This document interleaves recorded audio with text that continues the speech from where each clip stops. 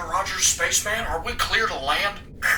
Houston, actual, not yet. We're having some weird readings on the surface right now.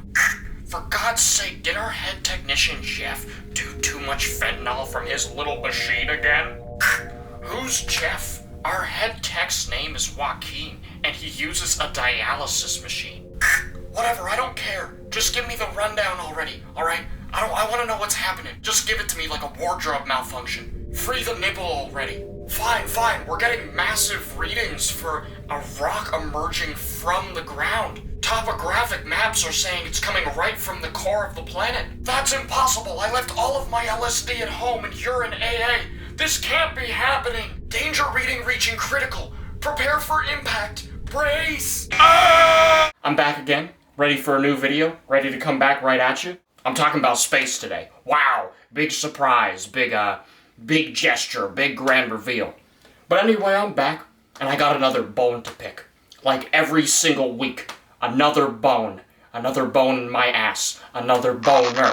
It just keeps on coming, and I'm done, and I'm tired, but I'm still gonna talk my shit, cause that's just the kind of guy I am. Space is something that's very beautiful. It's very vast. It has a wide expanse. There's a lot to space and a lot about it that is very enticing. But at the same time, it's incredibly scary. Think about it like this, in Star Wars movies, there was a big worm somewhere, right? And that motherfucker eats things. Space and black holes can eat you too. Listen, hey, I know a lot of men out there love holes for whatever reason. We're not gonna get into that. You know, and I know. But we don't have to go down that deep. But literally. Holes in space aren't a good idea. Why? Because holes lead to the unknown. Sometimes the unknown can kill us. Hey, it's always good to be curious. Trust me, alright? Right, that's why bi-curious motherfuckers are probably the most successful people on the planet, right? Think about all the people who networked with Diddy. Congrats, Meek Mill. What I'm trying to say is that enough of burning bridges, right? This is about space. This is about the sky and the stars. Space is enamoring, because the unknown and the exploration of it can get you far, but at the same time, it can blow up your entire world. It's a double-edged sword, right? And that sword is gonna get shoved right into your ass if you keep going sometimes. And that's just the truth that we all have to confront.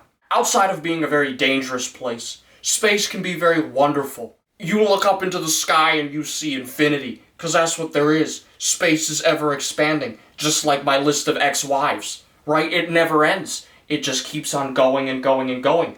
Something's always happening. Somebody's always getting divorced. Someone's always gonna sit there and cry. Someone's shitting their pants right now, and you wouldn't even know. Space is a reflection of that too.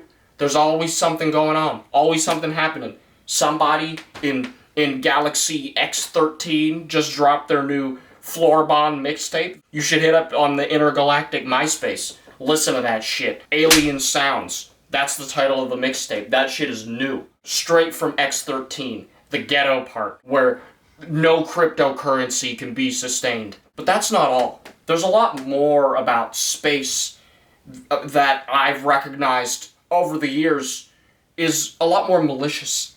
People use space as a distraction because it entertains the human senses. There's a lot of people who don't realize this, but space is a big game of politics. Politics that can get dirty, and politics that matter way too much to countries. Just look at the initial space race.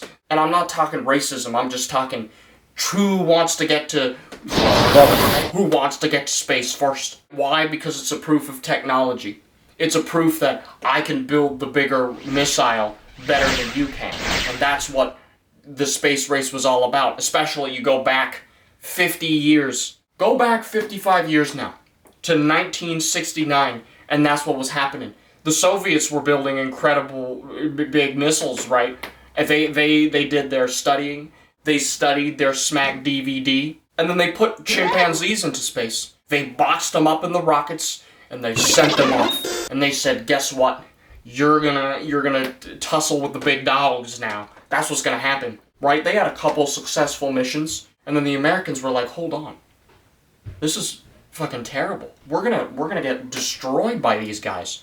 They're gonna come in here and they're gonna do terrible things to us. So we gotta prevent that. How do we do that? And then they realize they gotta build their own rocket ship. They gotta create something new, right? They gotta show them that hot dogs can exist on the moon. What is the point of space travel if there's no cheeseburgers? So the Americans decided, with the help of Juan F. Kennedy, we're gonna put a ton of money into these space projects and Apollo 5, and we're gonna land on the moon. We're gonna be the first on the moon, and we're gonna get these dudes to radio down to us, and everyone's gonna watch it on television. They made it a big entertainment thing as well, and a lot of people made money off of it. Again, all plays into that idea of it's all just politics. And what you have to understand is that these space races take up a lot of money for other things in the universe, right? Specifically more on planet Earth that involve, I don't know, feeding like the 3 billion people that are starving. That would be nice for them, right? Personally, right, if I get in line first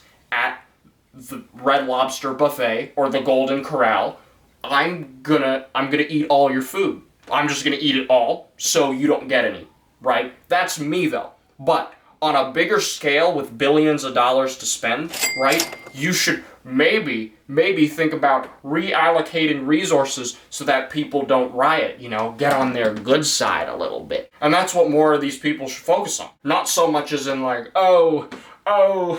we're gonna go to space. Yes, I am a billionaire and we are going to go to space and it's gonna be beautiful. Oof. Yes, invest another $5 billion in my company. Yes, we will fly to the moon and we will goon sesh on the moon and it'll be nice. It's gonna be good. Ooh, you wanna goon on the moon with me? It's gonna be like a Nerf gun fight, but with a lot more character to it.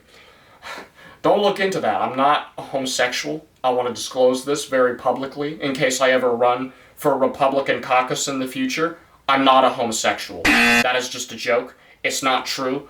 Don't put me on that list. But anyway, all's to say, this video is just another simple rant which is meant to rally cry out against greed and against corporatism and for personal individuality and taking back a hold of your life from the distractions that those who perceive themselves as above you try and construct right in front of your eyes. They think you're too dumb, right? And if you have an IQ below like 90, you probably are too stupid.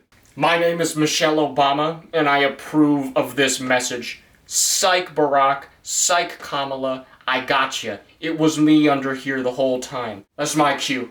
I'll see y'all later. Bye-bye now.